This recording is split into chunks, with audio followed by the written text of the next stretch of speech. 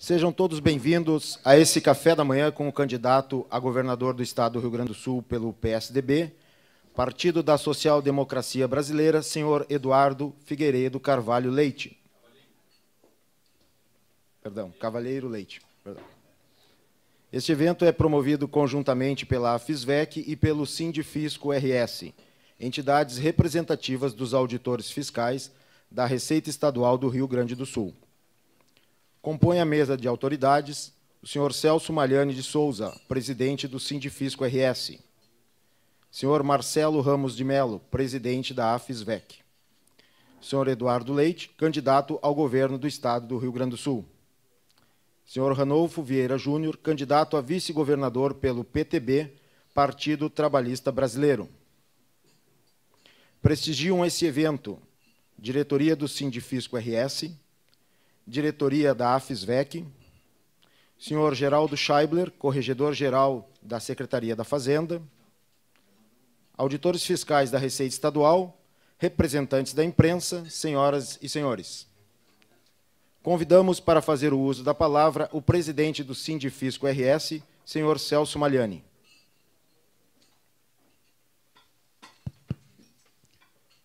Bom dia a todos. Dizer que é uma alegria e uma satisfação receber os colegas aqui.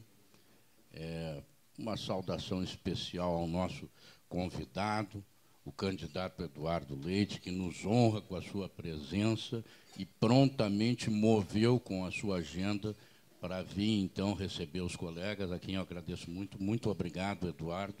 Nos honra com a presença também o nosso colega delegado Ranolfo, que é candidato a vice-presidente na chapa do Eduardo. Enfim, nós estamos aqui inaugurando este momento para que possamos ter contato com o candidato. Desculpa. Que a gente estava falando tanto em vice-presidente, afinal nós temos... Afinal, nós temos 3 candidatos gaúchos a vice-presidente, e eu justamente estava comentando com o Ranolfo aqui que nós vamos fazer esse encontro com os candidatos a vice-presidente. Mas eu quero também fazer uma saudação especial ao primeiro café que participa o presidente Marcelo, na condição de presidente da FISVEC, e uma saudação ao colega Abel, ex-presidente da FISVEC, que passa e que no último café estava aqui conosco, né? Dizer a todos vocês que é um momento importante, né? Nós estamos falando do futuro do Rio Grande e nós estamos, nesses eventos, sempre conversando com os prováveis futuros mandatários do nosso Estado. Eu agradeço a todos a presença e passo de imediato a palavra ao presidente da FISVEC para que faça a sua saudação. Presidente Marcelo. Bom dia a todos, colegas aí presentes. Cumprimento o candidato, desejo sucesso na empreitada. E delegado Ranolfo, obrigado pela presença. Nesse momento que o Estado enfrenta de crise econômica, financeira e de certo pessimismo, a gente espera que o próximo governador consiga reverter para um otimismo, pensando o Estado para frente. E gostaria de dizer que pode contar com a Receita Estadual, a Secretaria da Fazenda, nesse caminho, com ideias, participando ativamente do futuro governo. Seja bem-vindo. Não vou me estender porque a palavra é sua. Eu vou fazer aqui. Bom, dando continuidade ao nosso evento, sou um admirador do excelente trabalho que os profissionais da Receita Estadual desenvolvem. Com relação ao Estado, acho que eles fazem parte da solução e não do problema. Na minha gestão, quero ouvi-los sempre. Preciso deles como conselheiros e pretendo estimular todas as oportunidades que possam ter de crescimento profissional e acadêmico. Em meu governo, eles terão prioridade. Esta citação que acabei de ler será publicada na próxima edição da revista Enfoque Fiscal e é de autoria do candidato Eduardo Leite, que nos dá a honra de sua presença neste evento. Eduardo Cavalheiro Leite, tem 33 anos, é bacharel em Direito pela Universidade Federal de Pelotas e cursa mestrado em Gestão Pública na Fundação Getúlio Vargas.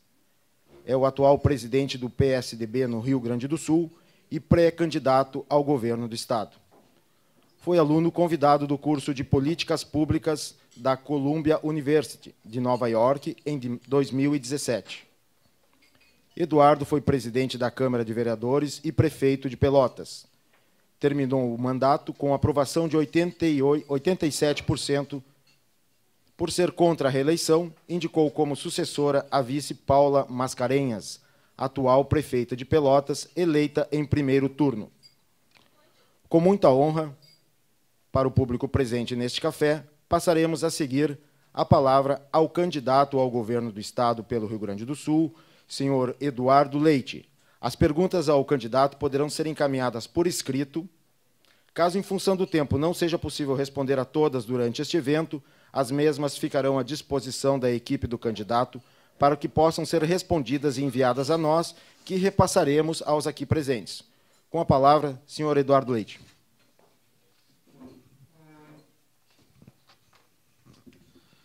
Muito bom dia a todos. Quero agradecer a disposição de virem conversar conosco na manhã de hoje.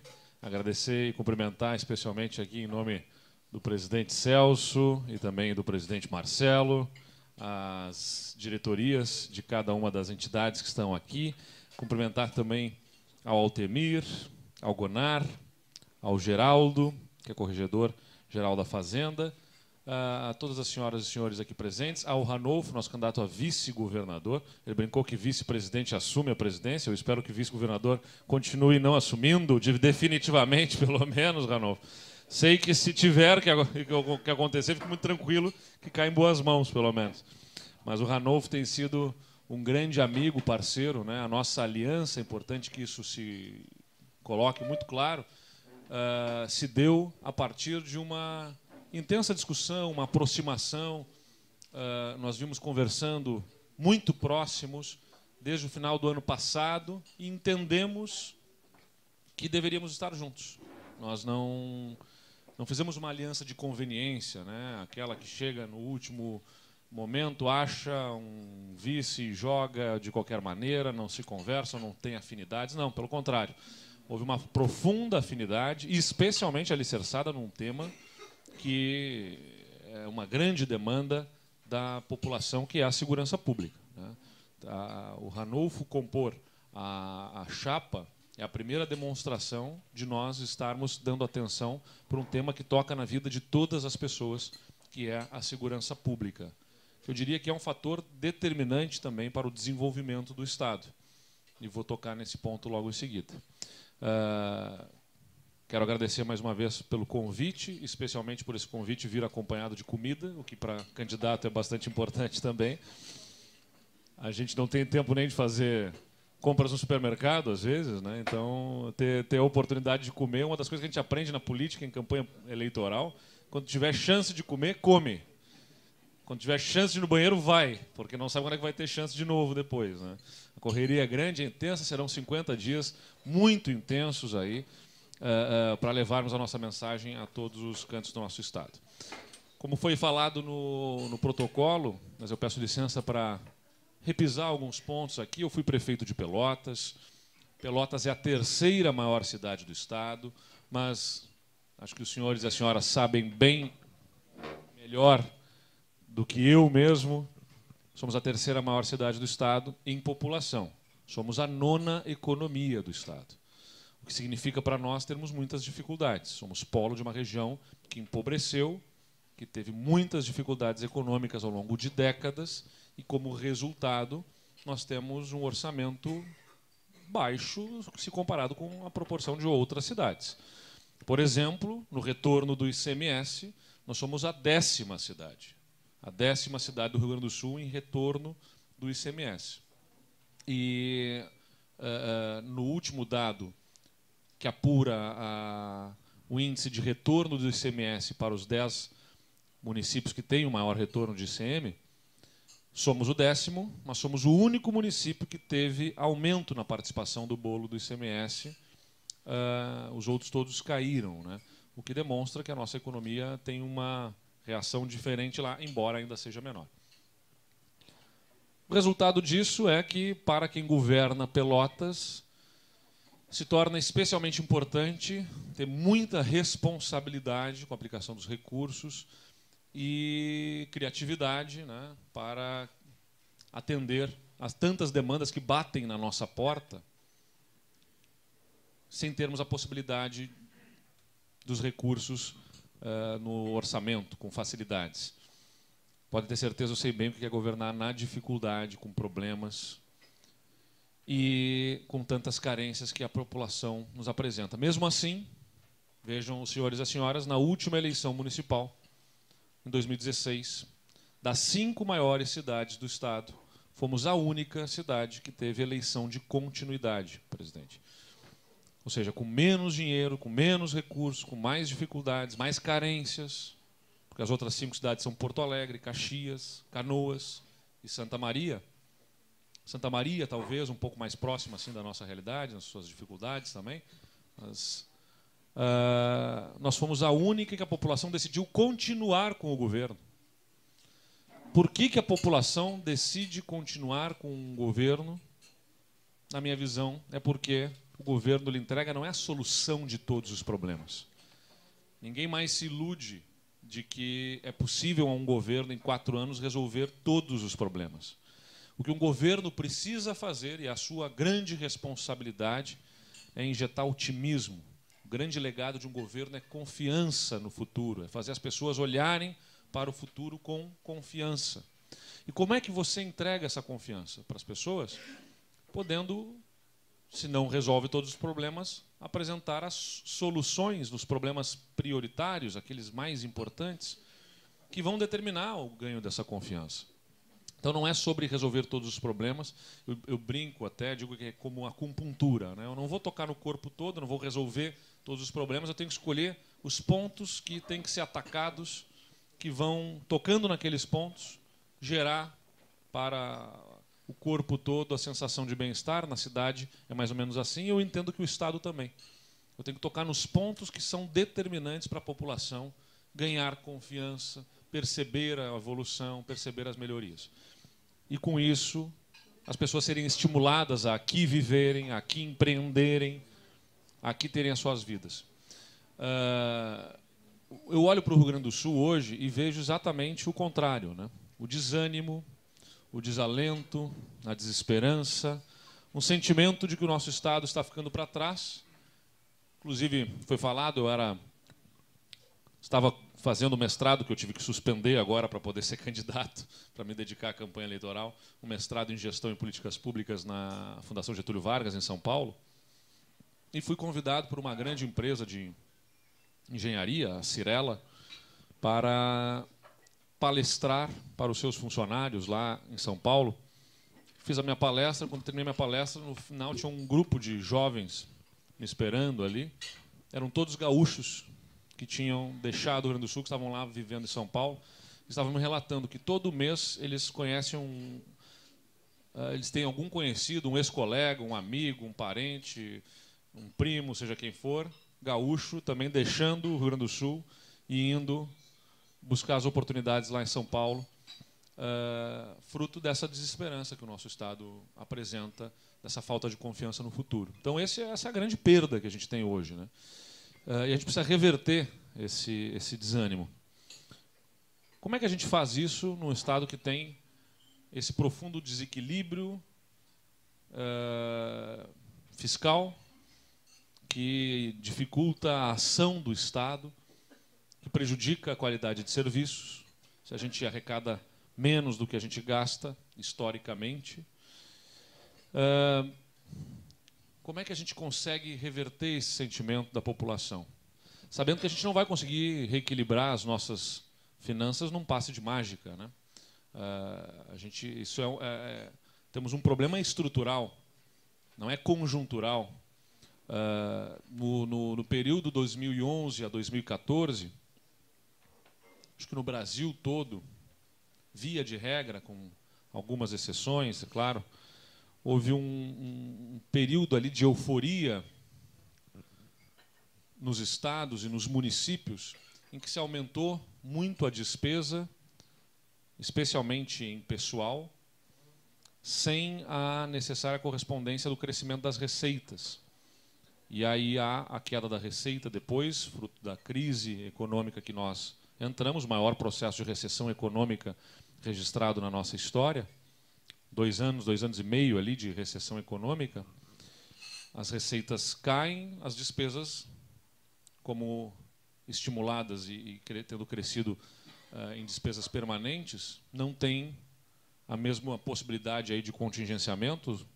Alguns estados, como o nosso, enfrentam, em especial, essa crise fiscal. Bom, como a comparação, a gente vê a comparação, eu vejo nos dados, né? O Rio Grande do Sul cresceu em 2011, 2014, 25% suas despesas correntes e despesa com pessoal, e a receita cresceu em torno de 8% naquele mesmo período. O único estado que teve uma situação pior do que a nossa ali foi o Rio de Janeiro, que teve queda de arrecadação, muito em função dos royalties do petróleo, que para eles foi um problema lá, mas também na medida em que o barril do petróleo sobe o seu preço,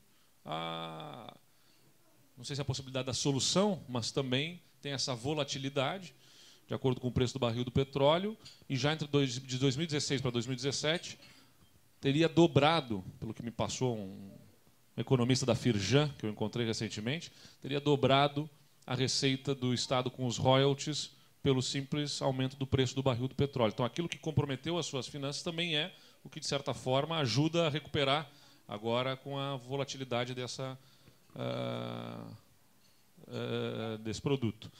Nós não temos, nos nossos itens aí de exportação, algo que a gente tem uma expectativa de gerar uma receita dobrada, não temos royalties do petróleo que nos beneficiem, para termos uma expectativa de uma receita extraordinária que nos possibilite solucionar os problemas.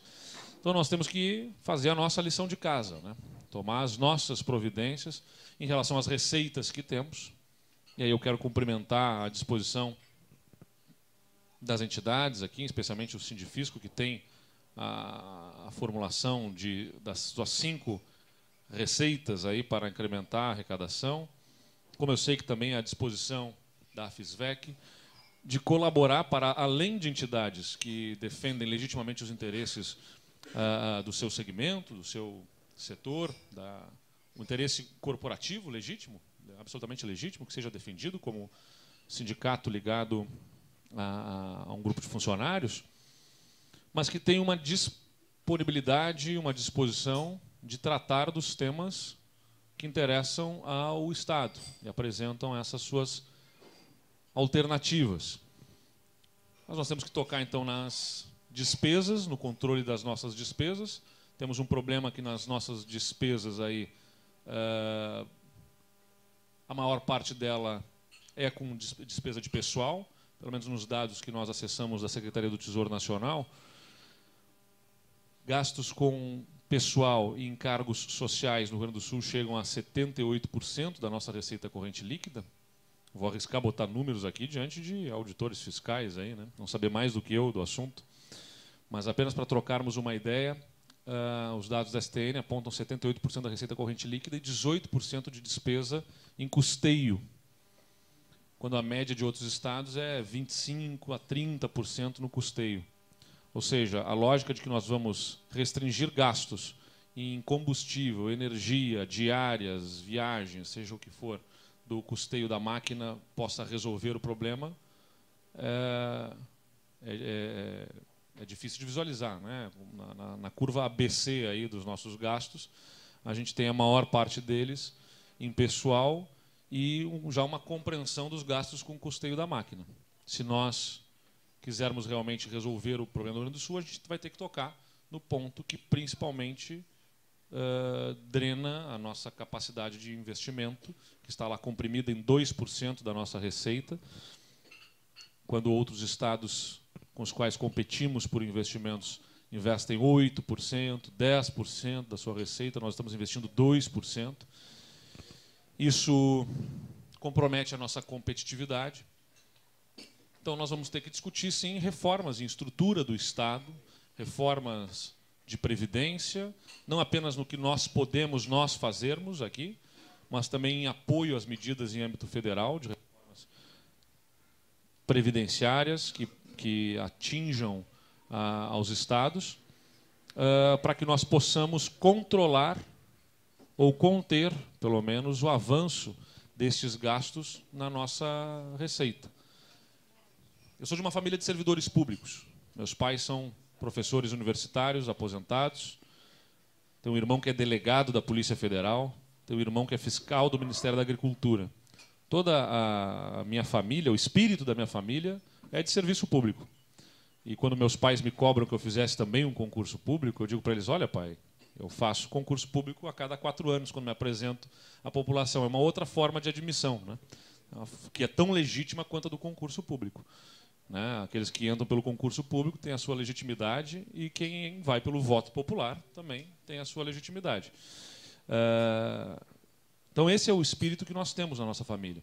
Então, quero dizer que tem um profundo respeito pelos servidores. Inclusive, entendo que esse respeito pelos servidores é que norteia a nossa disposição de, com diálogo, construirmos as reformas nas estruturas das carreiras dos servidores que acabam determinando um avanço no custo de pessoal sobre o orçamento do Estado que é insustentável, que não se consegue sustentar. Está aí, temos um percentual elevado de servidores aposentados. Ontem saiu um ranking, mais um ranking novo aí que a Folha de São Paulo faz de eficiência dos estados e que aponta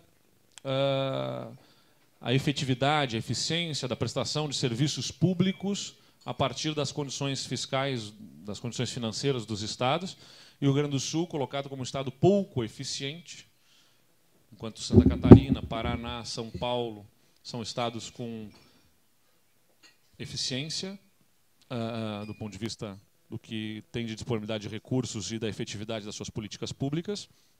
Nós não temos essa mesma efetividade, e num dos dados ali aponta, até é curioso as cores que eles usaram no mapa, né, para mostrar o comprometimento da receita com previdência, e aí quem gasta mais de 40%, a cor que eles usaram é a cor preta, assim, né? Então só o Rio Grande do Sul aparece com a situação fiscal de comprometer mais de 40% da sua receita com gastos previdenciários.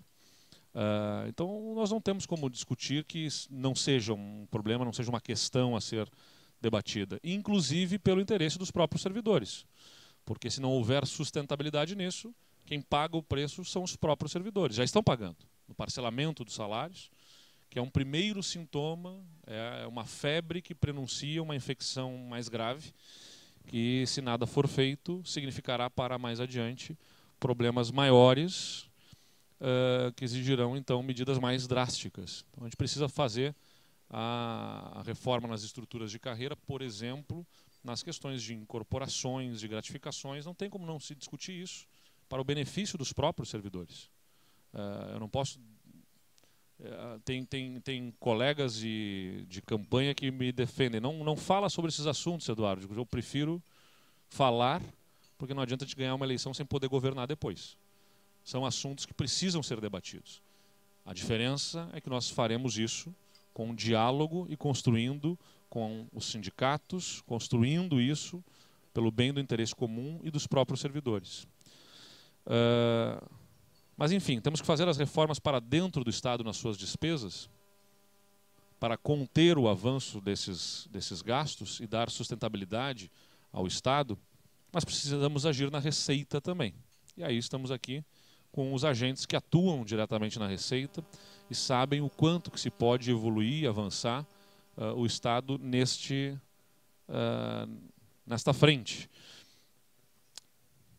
Temos as 5 receitas aqui colocadas, entre elas o uso das notas fiscais eletrônicas, todo o levantamento dos custos dos produtos para nortear o gasto dos estados, para conter, aí na verdade não é na receita, né, na despesa, no controle da despesa do Estado, com o instrumento da receita auxiliar no controle das das despesas do Estado a partir das notas fiscais eletrônicas, acho que é bastante válido, e que especialmente é válido se o Estado for um bom pagador, né? Porque senão ele acaba tendo um sobrepreço nos preços apresentados ao Estado por conta da expectativa de tempo de pagamento que haverá, ou que acaba inflacionando o preço. Se o Estado não paga em dia, poucos se disponibilizam a vender para o Estado, o preço é inflacionado, enfim, a gente sabe também disso. Então o Estado tem que ter um ajuste nas suas contas para, sendo bom pagador,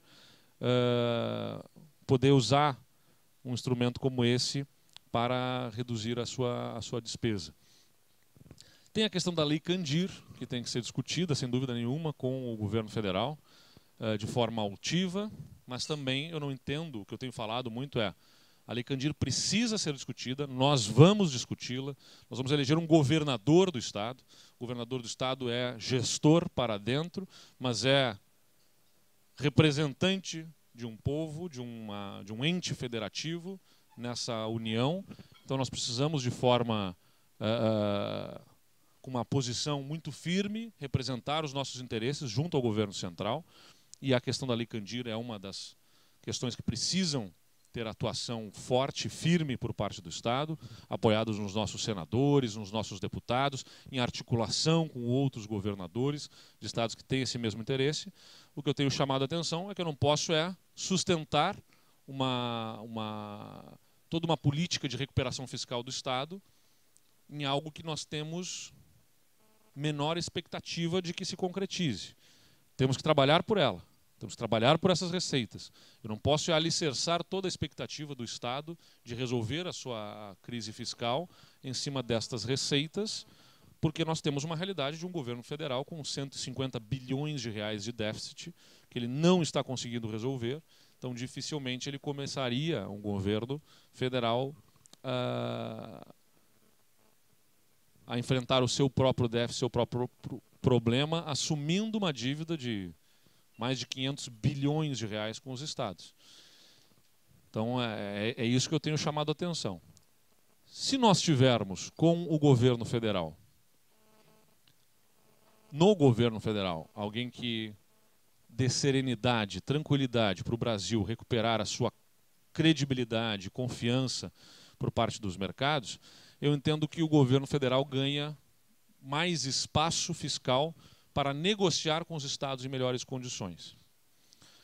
Que são duas negociações, pelo menos, mais importantes. Tanto a do regime de recuperação fiscal, quanto a questão da Lei Candir e os seus efeitos. O governo federal, sem conseguir cumprir com as suas metas aí de redução do seu déficit, ele tem menor espaço para negociar com os estados. Porque negociação com os estados que sinalizasse um negócio de pai para filho, vamos dizer assim,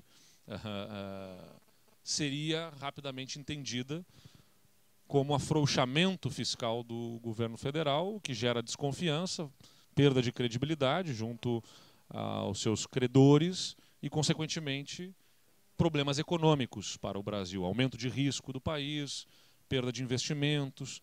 Então, a gente precisa ter no governo central também quem dê credibilidade e serenidade, vamos dizer assim, para o país, para poder conduzir esse processo de negociação. Eu entendo, particularmente, que a única candidatura que hoje representa essa condição de credibilidade para o país é a candidatura do nosso candidato, o ex-governador Geraldo Alckmin, que se dispõe a promover reformas no primeiro semestre de governo e com credibilidade e confiança tenho a expectativa de que o governo central possa promover essa negociação com os estados. Afinal, um presidente da República que deseja botar esse país para crescer, e a retomada do crescimento é um grande desafio para o próximo presidente, vai precisar olhar com muita atenção para os casos de 3 estados que são fundamentais na nação, que são Rio Grande do Sul, Minas Gerais e Rio de Janeiro, e que vão precisar de políticas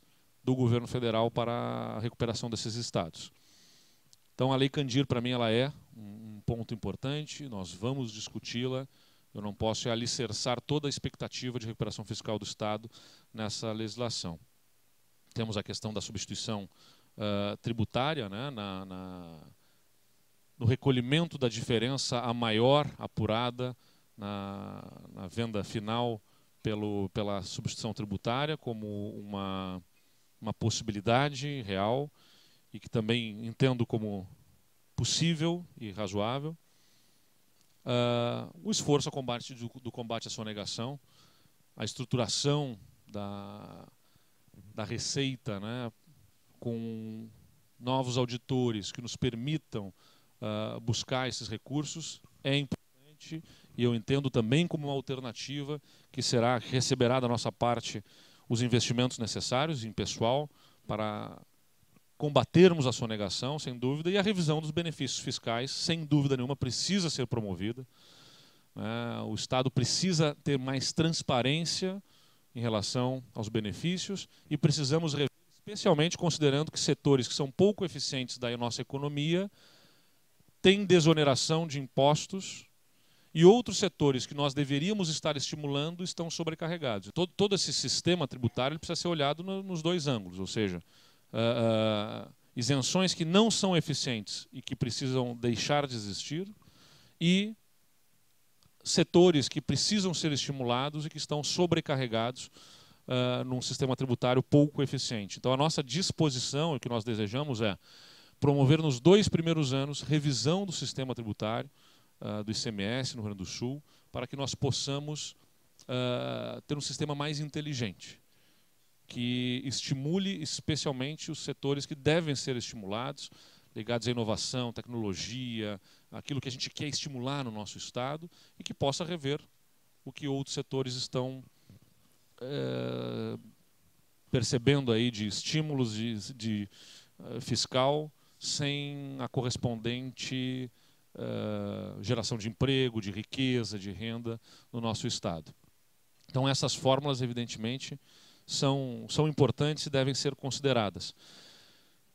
Mas tudo isso que a gente está discutindo aqui precisa estar ancorado e amparado também numa política de desenvolvimento do Estado. Minha grande crítica ao modelo atual no nosso Estado do Rio Grande do Sul é que o Estado discutiu ajustes fiscais, ajuste fiscal a partir de medidas de contenção de despesas, de extinção de fundações, de corte de gastos internamente, mas não trabalhou intensamente uma política de desenvolvimento do Estado, de geração de riqueza, de animar não apenas investimentos que venham de fora, mas os investimentos dentro do Estado. O povo gaúcho é extremamente empreendedor, é inovador, gosta de trabalhar. Eu tenho andado pelo Estado e identificado esse espírito em cada região, mas não é estimulado a investir aqui no Estado. Converso com empresários e me dizem, né, estamos abrindo uma nova planta em Santa Catarina, no Paraná, em São Paulo, porque encontram lá o ambiente que lhes proporciona perspectiva de crescimento. Como é que a gente estimula o desenvolvimento no nosso Estado? Tem que ter investimento em infraestrutura. O Plano Estadual de Logística e Transporte aponta a necessidade de 25 bilhões de reais em rodovias para nos tornarmos competitivos. Não preciso nem dizer que nós não temos a disponibilidade desses recursos, presidente, para fazer esse investimento com o governo do Estado. É claro que a parte desses recursos não é em rodovias estaduais, em rodovias federais, mas é papel do governador também buscar viabilizar esses investimentos, porque no final das contas tudo é infraestrutura que vai determinar investimentos aqui no nosso Estado. 25 bilhões de reais. Então nós precisamos trabalhar com a iniciativa privada. Chamar o setor privado, fazer concessões. O atual governo aprovou, no seu primeiro ano de governo, uma lei para concessões de estradas, não fez nenhuma ao longo do seu mandato. E isso nos impõe um custo de logística que desestimula investimentos no nosso Estado, investimento em infraestrutura. Na nossa visão, fazendo um programa de concessão audacioso para o Estado, nós viabilizamos investimentos em infraestrutura de rodovias que significam um duplo ganho. Para o médio e longo prazo, o ganho de competitividade pela redução do custo da logística, uma vez que as estradas estejam concluídas, e isso significa para já investimentos privados. Quem investe não é porque está bom agora, investe porque percebe que vai estar bom no futuro, se conseguir ver, identificar para o futuro condições que vão lhe dar competitividade, já começa a investir agora, se a estrada for garantida, né? Eu conversava com um grande grupo aqui, acho que posso falar o nome, né? Da Tramontina, que investiu, o Clóvis Tramontina, e ele me reportava justamente que quando fez o investimento em Pernambuco, foi chamado pelo governador de Pernambuco à época, Eduardo Campos, e que estimulou o investimento numa determinada região que não tinha infraestrutura. Mas o governador assegurou que a infraestrutura estava sendo planejada, estruturada e que ia ser assegurada aquele investimento em rodovia. Foi feito e disse, olha, terminamos a nossa obra junto com a conclusão da rodovia, ou seja, foi garantida a infraestrutura e já começou o investimento privado lá. E mais uma vez demonstrando, né, o governador buscando investimento, estimulando o investimento em infraestrutura que determinou o investimento privado. É esse espírito que está faltando no Rio Grande do Sul. A gente viabilizar o investimento em infraestrutura, em parceria com o setor privado, tem que ser com concessões. O Estado não tem capacidade de fazer o investimento diretamente. Essa é a verdade. Então vamos ter que sim nos ampararmos e buscarmos a parceria do setor privado. E gera, como eu falei, um duplo ganho, porque no médio e longo prazo a competitividade e no curto prazo a obra por si só gera emprego, gera receita também para o Estado e para os municípios em ISSQN. Então é uma forma de estimular a nossa economia por si só. A infraestrutura, construção civil são, vocês sabem também, tem um forte impacto na arrecadação, na geração de empregos e por isso é uma alternativa para ajudar a animar a nossa economia. Então, um amplo programa de concessões em rodovias, nas hidrovias também, que o Rio Grande do Sul tem um potencial enorme. Boa parte da nossa produção, das áreas produtivas, são bastante atendidas por rios e pela lagoa, que podem ser melhor exploradas, mas falta sinalização, faltam terminais em condições, e esses investimentos podem ser feitos também com o setor privado. Na questão das ferrovias, a gente tem que cobrar o contrato de concessão que o governo federal tem da concessionária, a antiga ALL, agora é Rumo, né, que tem lá no contrato estabelecido os terminais, os ramais que devem ser mantidos e os investimentos que precisam ser promovidos e que não são respeitados. Então, nesse caso, a gente tem que cobrar da NTT e, se for o caso, entrar judicialmente para cobrar que os investimentos sejam feitos para viabilizar competitividade no nosso Estado a partir de uma logística bem estruturada. A redução da burocracia, e aí entra na redução da burocracia também a forma de relacionamento da própria fazenda com os contribuintes, né? Aproximar, usar tecnologia, estruturar setores que atendam aos contribuintes de forma a facilitar, né? Não é tornar menos rigoroso, mas facilitar o relacionamento com o contribuinte, porque é nosso interesse, tanto do ponto de vista ambiental, do ponto de vista fiscal, ter um relacionamento que estimule investimento no nosso Estado. A gente precisa aproximar, precisamos ter uma relação com quem empreende, que estimule quem empreende no nosso Estado. Então, redução de burocracia, se fala muito na questão ambiental, mas não é só ela. Mas na questão ambiental, por exemplo, estados como Santa Catarina e Bahia já fazem licença por adesão e compromisso, numa relação que nós entendemos que precisa ser facilitada e invertida, da desconfiança em relação a quem empreende para uma relação de confiança. A gente tem que ter muito esforço na fiscalização, mas não no sufocamento de quem empreende na origem. Eu tomo como base a própria declaração do imposto de renda, né? A declaração do imposto de renda a gente faz e não há análise pela Receita Federal, declaração por declaração, para poder nos viabilizar a restituição do imposto. Há malha fina, pode haver por denúncia, pode haver uma série de formas de fiscalização.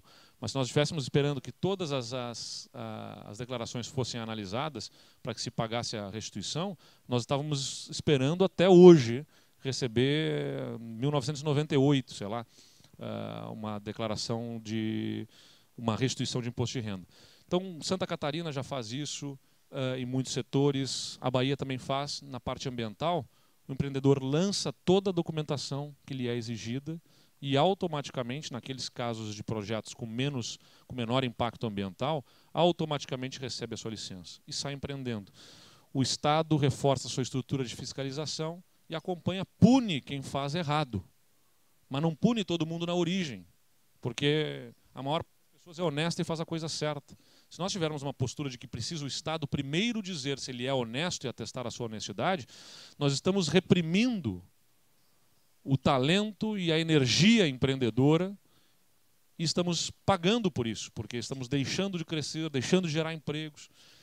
Ah, mas aí se deixarmos, se fizermos um processo de aprovação automático, poderemos estar deixando muita coisa errada acontecer? Em primeiro lugar, não deixaremos muita coisa errada acontecer, porque eu entendo que a maior parte das pessoas é honesta e faz a coisa certa. A gente pagará um preço por deixar fazer errado? Aí tem que estruturar a fiscalização para poder reprimir quem faz errado e punir quem faz errado. Há um preço possível a ser pago por deixar fazer errado, há um preço certo, na minha visão, em reprimir a todos e entender que todos precisam provar a sua honestidade. Há um custo econômico e social sendo pago por uma estrutura de fiscalização que reprime na origem o talento de quem empreende. Então isso também precisa ser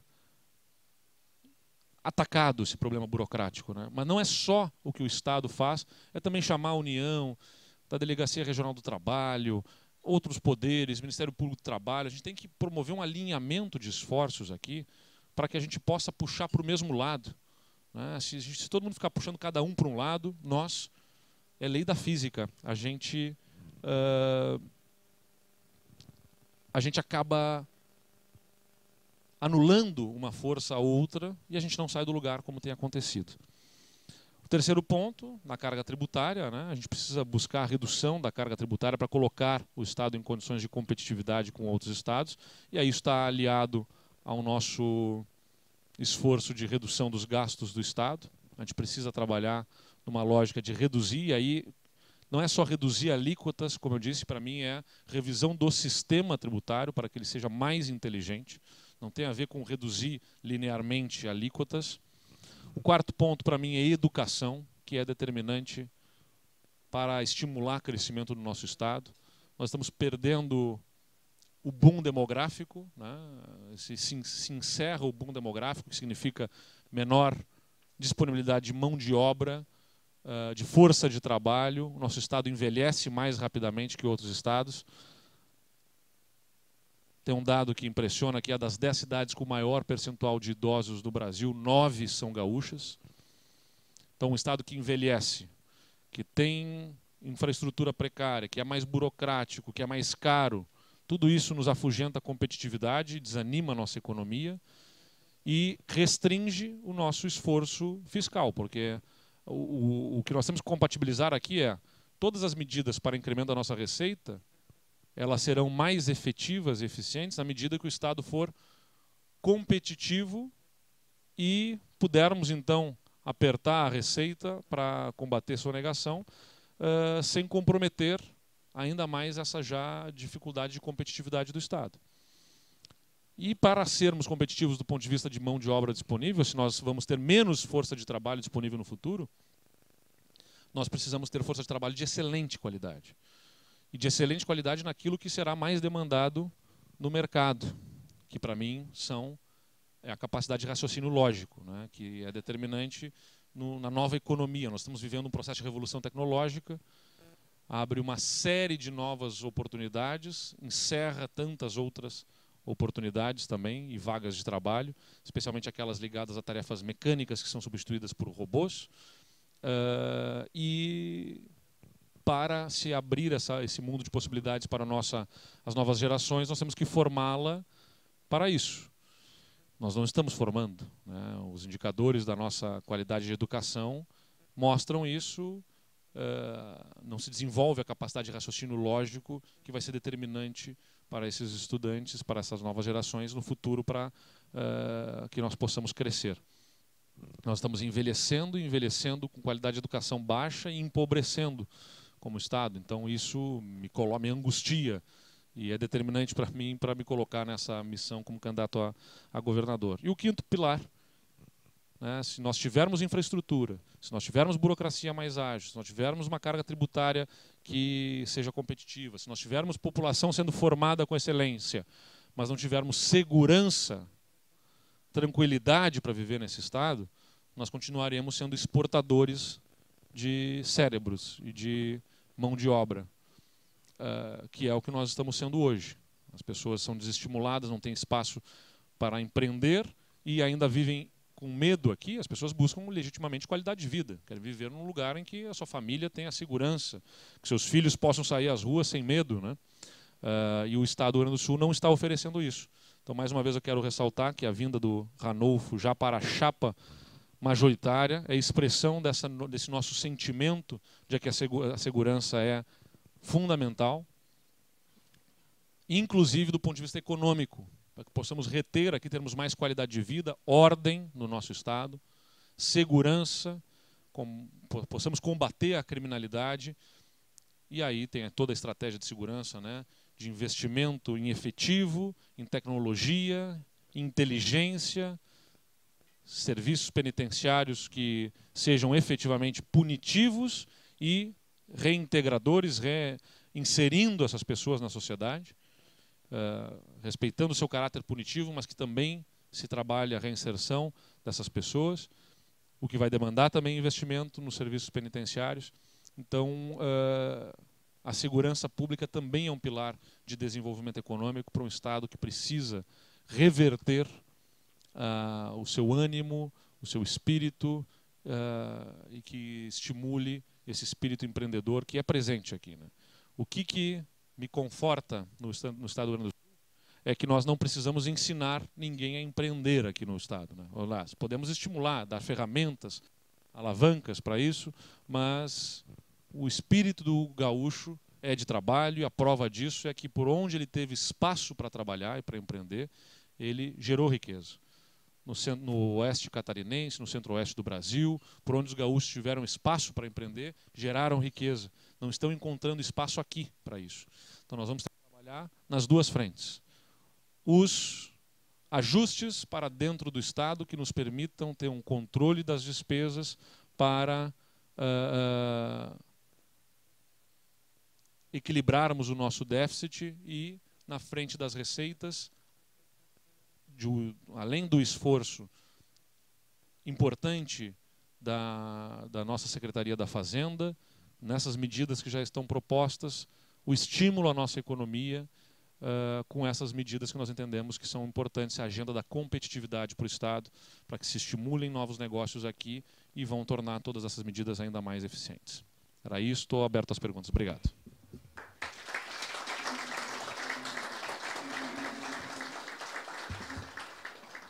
Muito obrigado, candidato.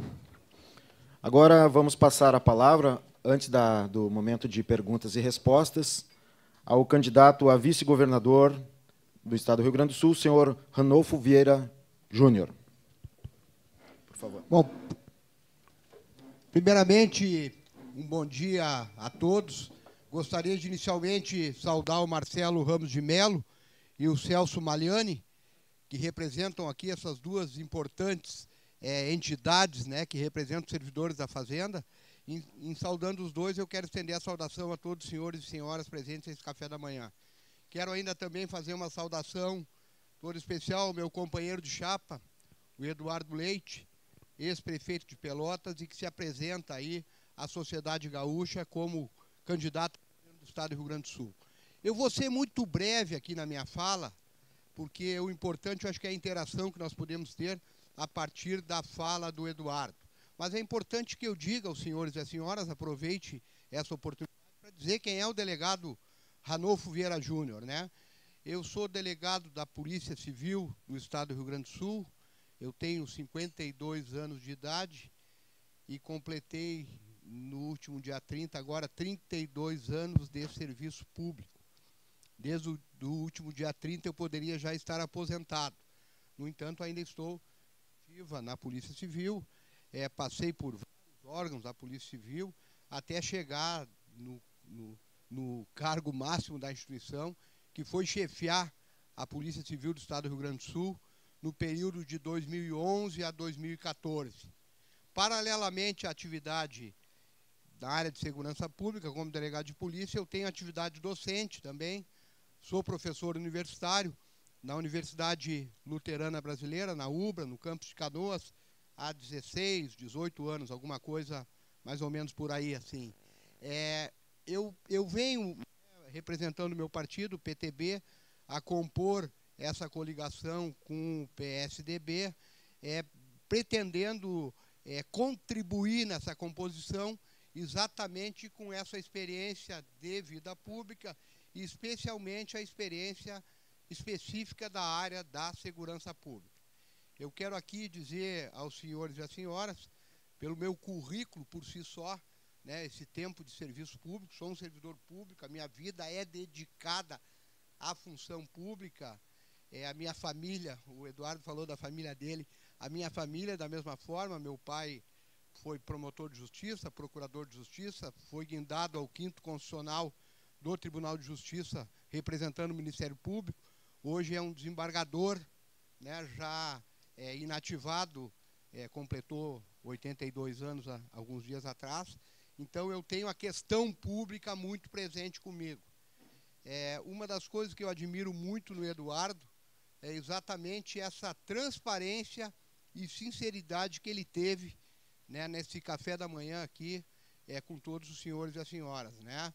Numa segunda-feira típica do mês de agosto, esse café da manhã, sem dourar a pílula, por assim dizer. E os senhores e as senhoras sabem bem melhor do que eu, bem melhor do que nós, o problema, o momento que o Estado do Rio Grande do Sul vivencia. Mas, por outro lado, eu gostaria de enfatizar, isso também é importante e me faz estar ao lado do Eduardo, é que todas essas possíveis reformas, e somente aquelas absolutamente necessárias, elas serão feitas com diálogo, ouvindo a sociedade, ouvindo os segmentos. E os senhores e as senhoras da Fazenda têm um papel relevante, fundamental e importante de auxiliar este governo, se nós conseguirmos concretizar esse projeto nessas questões que foram aqui postas, né? Eu poderia, muito comodamente, me aposentar, ir para casa, continuar dando a minha aula, e eu estou aqui numa missão verdadeira, né? Uma missão pública de tentar, ao lado do Eduardo e com a contribuição de todos os senhores e as senhoras, reverter um pouco esse quadro. Agradeço, por final, essa oportunidade de aqui estar e quero, sim, ser a ponta do diálogo aí com o serviço público, com as instituições que representam o serviço público, e a Fazenda, sem dúvida alguma, é fundamental neste processo. Obrigado, um bom dia e uma boa semana a todos.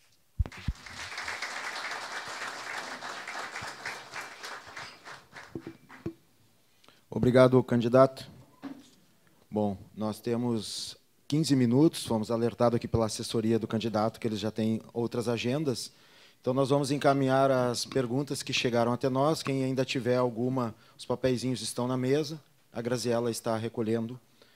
Bom, algumas perguntas o candidato já tocou no assunto, mas a gente vai refazer aqui para que ele possa, se precisar, ser mais específico. Candidato, o senhor vai aderir ao regime de recuperação fiscal? Qual sua opinião sobre a revogação da Lei Candir?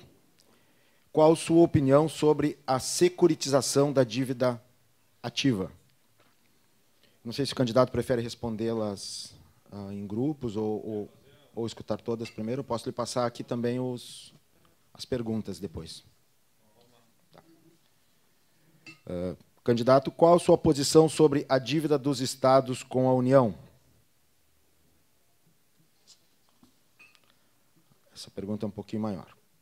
O Estado é um só, mas em momentos de dificuldades, enquanto o Poder Executivo, que é o responsável por prover a sociedade com saúde, educação e segurança, arca com sacrifícios, atrasos salariais, falta de reposição salarial, outros poderes, judiciário, MP, legislativo, vivem outra realidade. O que o senhor pensa sobre isso? Não é justo dividir o sacrifício? Bem, aqui é antes das perguntas, alguns dados. Quer nem passar para ele, que daí ele pode ler direto daqui depois, fica mais fácil. Eu vou lendo as perguntas enquanto a assessoria repassa para ele ali. Bom, arrecadação potencial do Rio Grande do Sul, 50 bilhões. Arrecadação efetiva, 35 bilhões. Desonerações fiscais, 15 bilhões, 6 da Lei Candir. Não está na hora de revê-las? Questão da CE, dívida.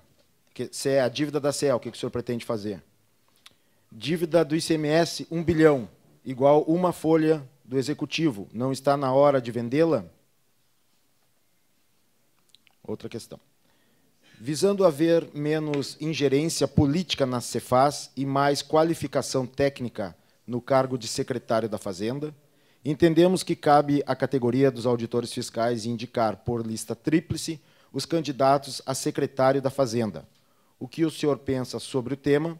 Iria na mesma linha do que já ocorre no Ministério Público e na PGE? A outra pergunta é na mesma linha. O senhor já está pensando em quem ocupará o cargo de secretário da Fazenda?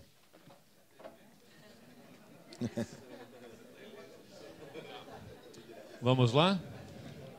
Tem uma última, mas podemos ir nessas aí primeiro, depois a gente repassa. Podemos então, candidato. A palavra é sua. Tem duas aqui. Foi um bombardeio aqui, né, agora, mas vamos lá. Sim, estou pensando em quem vai ser o secretário. Essa está respondida já, né? Não, e o nosso presidente Celso aqui também tinha falado sobre uma pergunta possível, que era a questão de uma existência de uma secretaria específica para a Receita. Eu entendo que é uma alternativa possível. Eu, em Pelotas, quando prefeito de Pelotas, era a fórmula que nós usávamos na prefeitura. Uma secretaria da Receita e a secretaria de gestão administrativa e financeira, onde a parte administrativa, né, o RH, por ser a que tem maior impacto no nosso orçamento, acabava sendo gerida também pelo secretário da Fazenda, né? Porque não adianta, é o que mais impacta a nossa despesa, então o secretário que administrava as despesas administrava também o RH. Mas não tenho isso como ainda resolvido, para ser absolutamente transparente para o Estado, se a mesma fórmula funciona. Mas entendo que é uma medida possível. O regime de recuperação fiscal, eu entendo que é necessário, uma solução possível, não é certamente a que nós gostamos, não nos satisfaz. O ideal seria que o Estado não precisasse estar nessa situação de sufoco para negociar nessas condições, mas é a solução possível e necessária para um Estado que está em profundo desequilíbrio, né? Nós vamos ter que trabalhar a questão da renovação das alíquotas de ICMS. Eu entendo que deva ser feito por 2 anos a renovação das alíquotas, tempo pelo qual o novo governo deverá se dedicar nessa revisão desse sistema tributário, para que nós possamos apresentar uma proposta de reestruturação do sistema tributário para que ele seja mais inteligente, como eu falei, e apontando uma perspectiva de redução nos setores que nós queremos estimular da nossa economia. E, paralelamente a isso, vamos ter que trabalhar a renegociação da dívida, o regime de recuperação fiscal, para que possamos ter espaço no nosso orçamento para não colapsar serviços, né?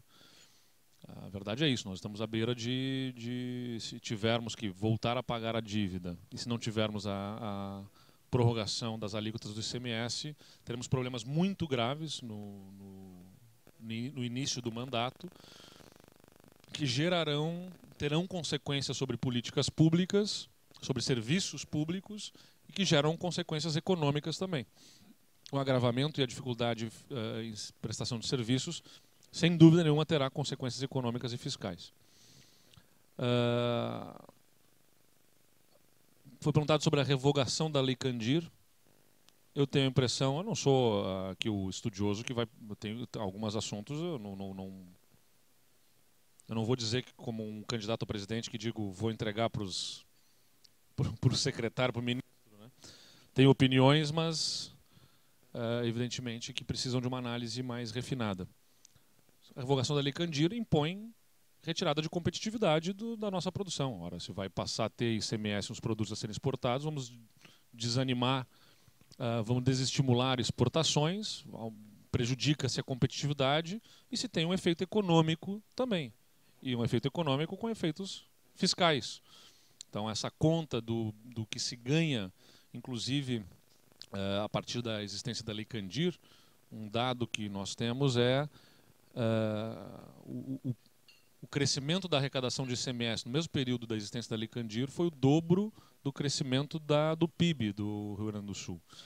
Então, a discussão sobre as perdas da Lei Candir é bem mais complexa do que simplesmente pegar tudo que é exportado e que teria incidência de imposto de ICMS, porque, na verdade, só exporta naquele volume, porque sem ter a cobrança do imposto, esses produtos têm uma outra condição de competição no mercado e, portanto, se anima a exportação, né? Se estimula a exportação, a competitividade desses produtos. Então, a simples incidência de ICMS sobre os produtos de exportação não assegura aquela receita, porque exportaríamos menos e, consequentemente, teríamos uma arrecadação menor.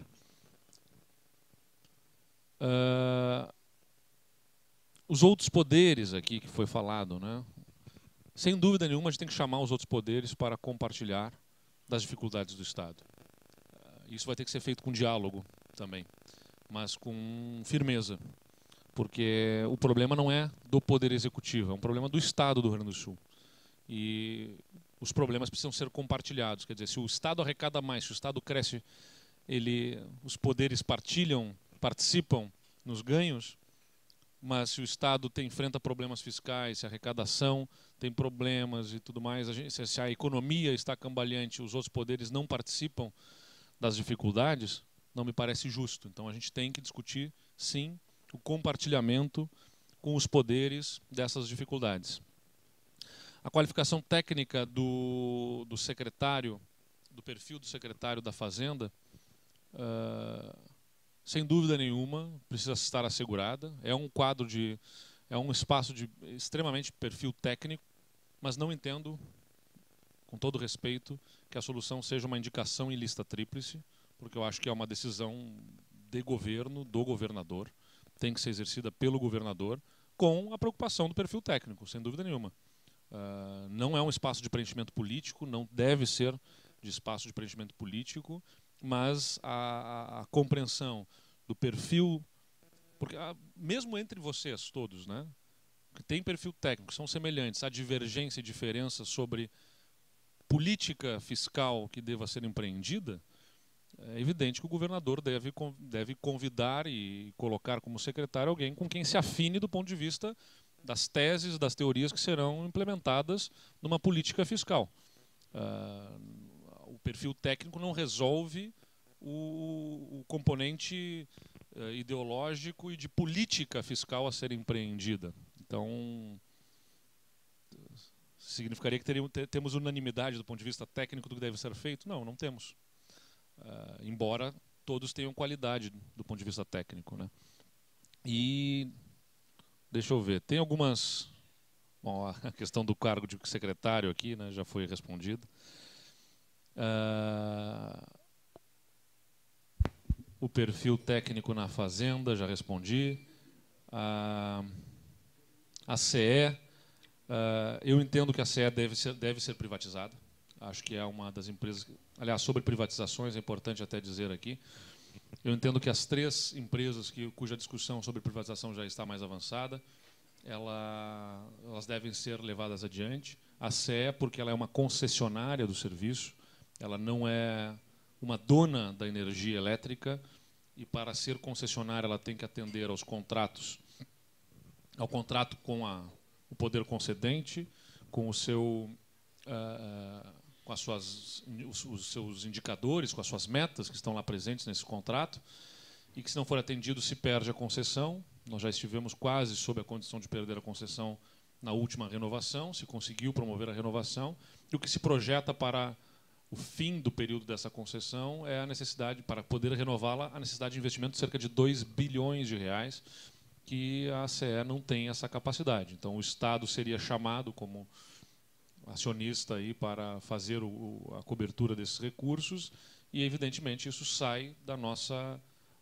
saem de outras políticas públicas que nós não queremos ver reduzida na sua capacidade de investimento por conta de ter que alimentar o investimento na energia, na área de infraestrutura energética, né?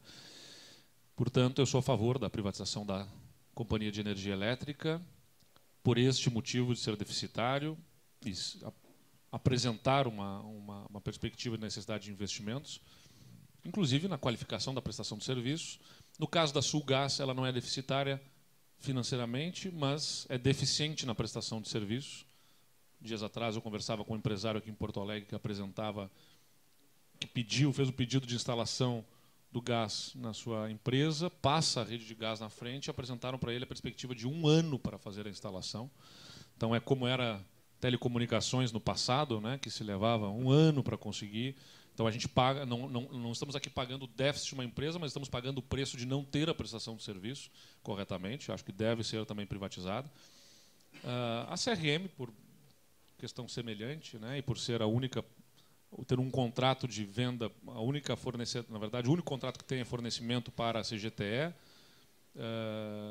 Ela tem problemas na sustentabilidade da sua atividade. Não é perfil do Estado também ter uma companhia de mineração, não tem razão de ser, não é estratégico para o Estado ser dono de uma companhia de mineração. No caso do Banrisul, eu entendo que não é o caso de privatização.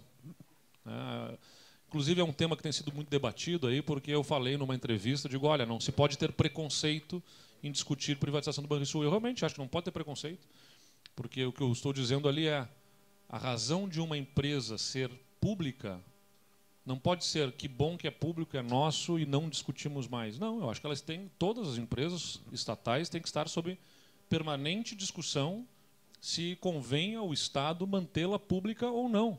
Porque o que justificou, num determinado momento histórico, ter uma empresa estatal, pode mudar completamente o contexto e tem que estar sob discussão se convém o Estado manter-se como acionista, como dono de uma empresa. Não ter preconceito significa ter a maturidade para discutir um assunto. Quem não admite simplesmente que se discuta está sendo preconceituoso e não tem maturidade para isso. Mas eu entendo que o Banrisul cumpre um papel estratégico, que pode cumprir ainda melhor um papel estratégico, estimulando investimentos em determinados setores. Acho que não é um problema para o Estado. Nós temos outros problemas maiores para discutir do que a questão do Banrisul. Ela futuramente terá que ser discutida, inclusive pela mudança do perfil do sistema bancário, financeiro, se convém ao Estado se manter público ou não. Mas não é uma discussão para os próximos anos. Então, no nosso governo não haverá privatização do Banrisul, porque nós temos outros problemas maiores, estruturais do Estado, que precisam ser discutidos, e nós vamos colocar todo o fôlego e capital político do nosso governo para discutir os problemas que estruturalmente estão minando a capacidade de investimentos e de sustentação do Estado. Agora, uma coisa é importante dizer: toda privatização conosco é não para sustentar o custeio da máquina. Se for para privatizar, nós temos que usar recursos da privatização para criar fundos de investimentos que alimentem investimentos em infraestrutura no Estado, por exemplo, que é algo estratégico. Se nós criarmos um fundo garantidor que ajude a potencializar investimentos privados em infraestrutura a partir de concessões, a privatização é válida. O problema não é privatizar ou não, na minha visão, é o que se faz com a privatização. Para colocar no custeio, como o atual governo tem feito, vendendo ações do banco para pagar as contas do mês, está errado. Está errado. As despesas correntes e permanentes devem ser sustentadas por receitas. Tem algumas outras questões aqui que entram em detalhes maiores do ponto de vista fiscal, que eu posso trabalhar para que a nossa assessoria nos dê suporte, como as questões de securitização da dívida, venda da dívida do ICMS, como uma alternativa possível. Eu vou pedir que essas a gente possa fazer as respostas depois. E as questões das alíquotas, eu acho que eu respondi aqui, presidente, que foi a nossa defesa é prorrogação por 2 anos das alíquotas nas condições atuais, para dar espaço para o governo reformular esse sistema tributário e apresentar uma proposta de uma nova estrutura do próprio ICMS, contemplando também outros impostos em nível estadual, como o ITCMD, por exemplo, né, que é o Imposto de Transmissão, Causa-Mortes e Doações, que também pode ser uma fonte de receita maior do que o que é hoje, porque temos alíquotas menores do que outros estados, por exemplo, né, que também é um imposto estadual. Então, rever todo esse sistema tributário de forma a torná-lo mais inteligente, estimulando competitividade e garantindo as receitas que sustentem as obrigações do Estado. Obrigado, candidato.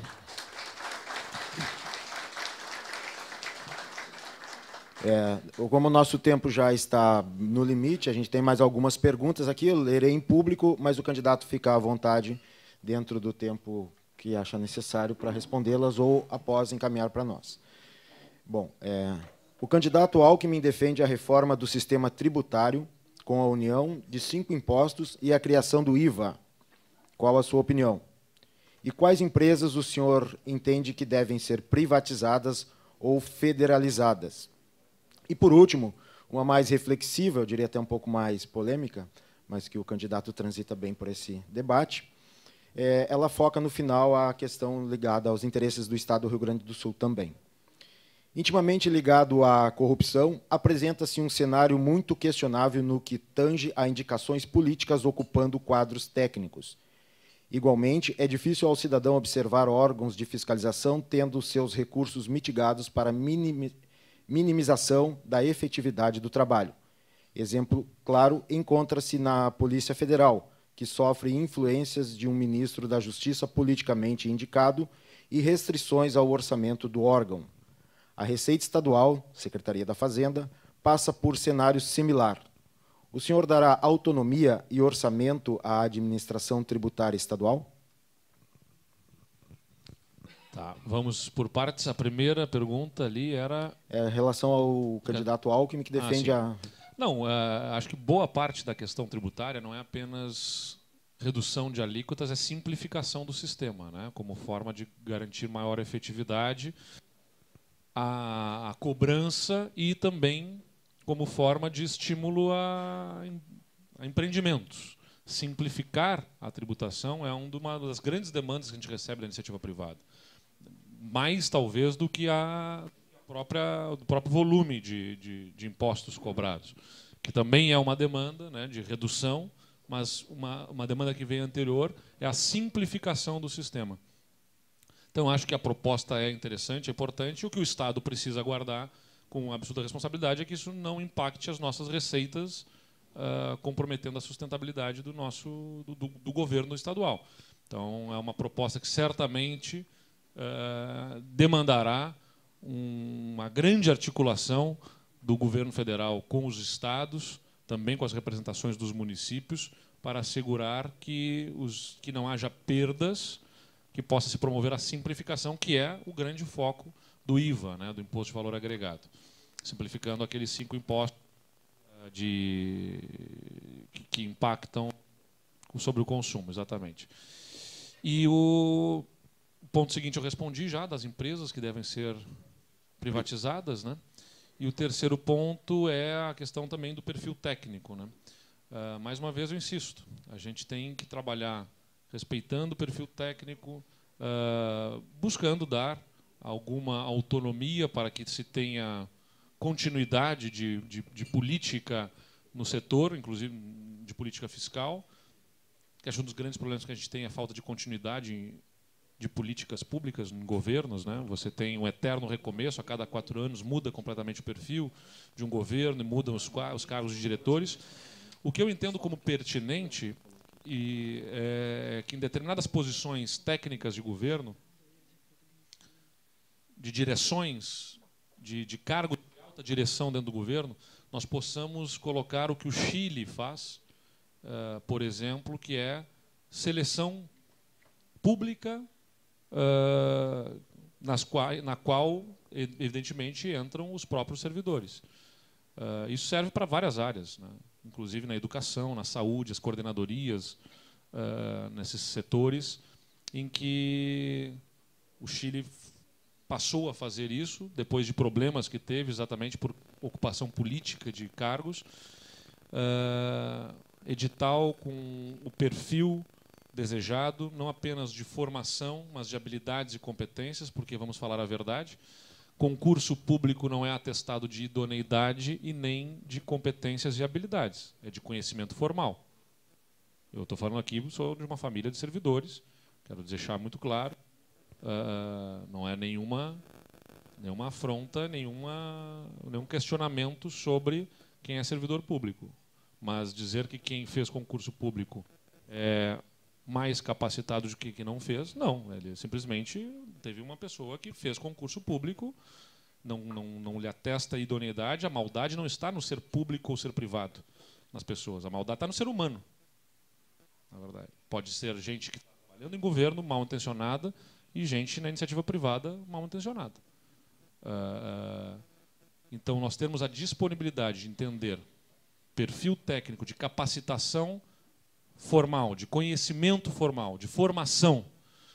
Mas, além disso, as habilidades, as competências para chefiar, para liderar, para coordenar gente, para trabalhar em equipe, tudo isso são outras competências e habilidades que não necessariamente são atestadas num concurso público.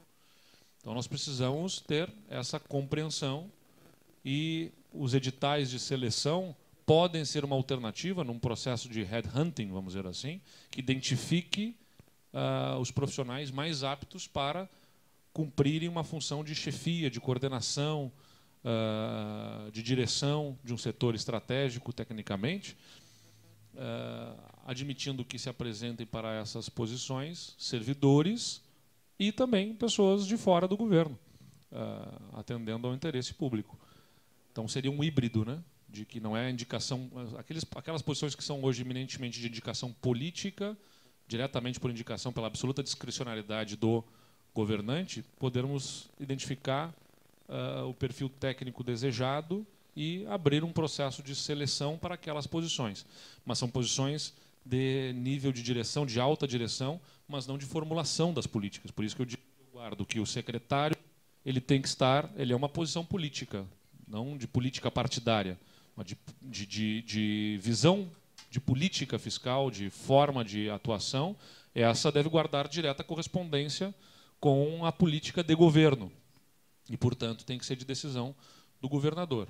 Agora, posições inferiores, que são de execução das políticas formuladas no nível superior, essas podem ser, sim, preenchidas por processo de seleção, em que, aí sim, sejam identificadas as habilidades e competências, 3 nomes possam chegar ao governador para escolher entre os 3, porque aí não é de formulação, é de execução das políticas com uma chefia superior.